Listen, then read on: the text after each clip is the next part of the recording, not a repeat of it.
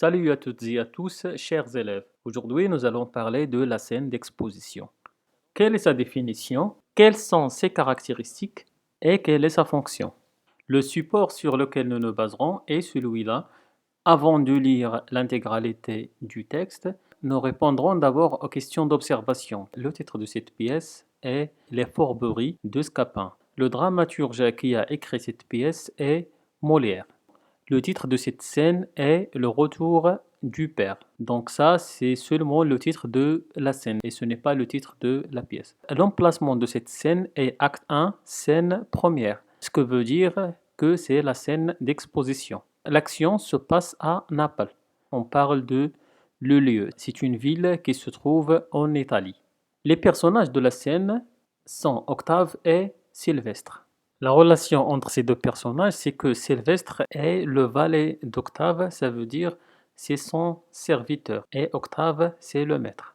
Avant de passer à la compréhension du texte, lisez d'abord l'intégralité du texte et regardez la vidéo de la scène suivante. Fâcheuse nouvelle pour un cœur amoureux, d'heureuses extrémités où je me vois réduit. Tu viens, Sylvestre, d'apprendre au port que mon père revient? Oui, Qu'il arrive ce matin même? ce matin même. Et qu'il revient dans la résolution de me marier? Oui, Avec une fille du seigneur Géronte? du seigneur Géronte. Et que cette fille est mandée de Tarente ici pour cela? Oui, Et tu tiens ces nouvelles de mon oncle? de votre oncle, À qui mon père les a mandées par une lettre? par une lettre, Et cet oncle, dis-tu, suit toutes nos à affaires? toutes nos affaires. Oh, et parle si tu veux, et ne te fais point de la sorte arracher les mots de la bouche. Et qu'ai-je parlé davantage? Vous n'oubliez aucune circonstance et vous dites les choses tout justement comme elles sont. Conseille-moi du moins, et me dis ce que je dois faire dans ces cruelles conjonctures. Ma foi, je m'y trouve autant embarrassé que vous, et j'aurais bon besoin que l'on me conseillât moi-même. Je suis assassiné par ce maudit retour. Je ne le suis pas moins. Lorsque mon père apprendra les choses, je vais voir fondre sur moi un orage soudain d'impétueuses réprimandes. Les réprimandes ne sont rien, et plutôt au ciel que je m'enfusquite à ce prix. Mais j'ai bien la mine, pour moi, de payer plus cher vos folies.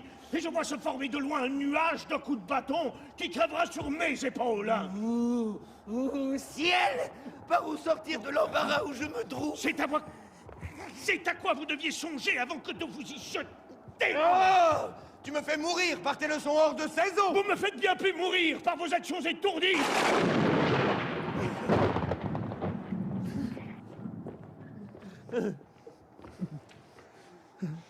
Que dois-je faire? Quelle résolution prendre?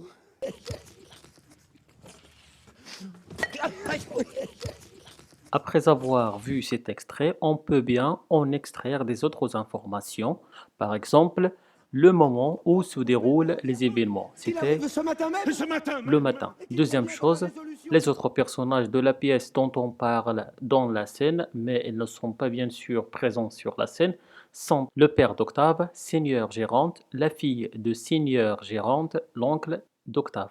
Me marier Oui, avec une fille du seigneur Géronte? du seigneur Géronte. Et que cette fille est mandée de Tarente ici pour cela? Oui, Et tu tiens ces nouvelles de mon oncle? de votre oncle. Mais aussi dans l'histoire, il y a des personnages qui jouent des rôles très importants. Ils sont des personnages principaux. Par exemple, Léandre, c'est un maître, et Scapin, c'est son valet.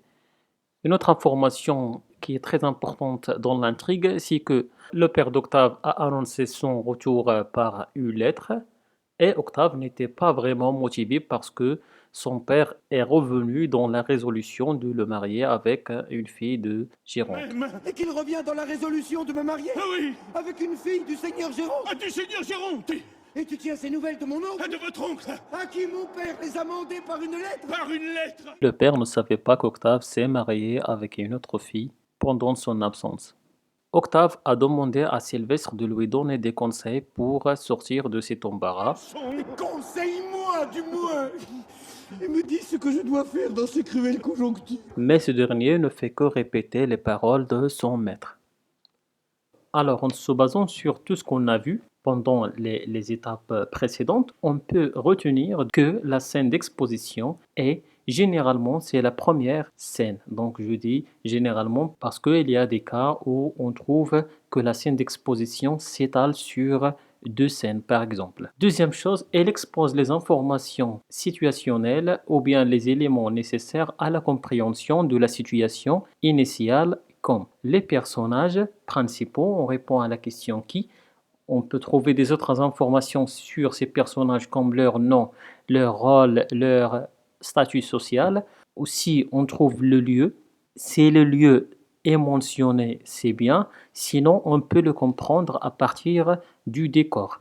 Nous avons aussi le temps, c'est la même chose. S'il est mentionné, déjà c'est bien, mais sinon, on peut aussi comprendre à partir du décor qui se trouve sur la scène. Et finalement, l'intrigue qui nous permet de comprendre l'histoire. Voilà, c'est tout pour cette leçon. Je vous remercie pour votre attention et à la prochaine.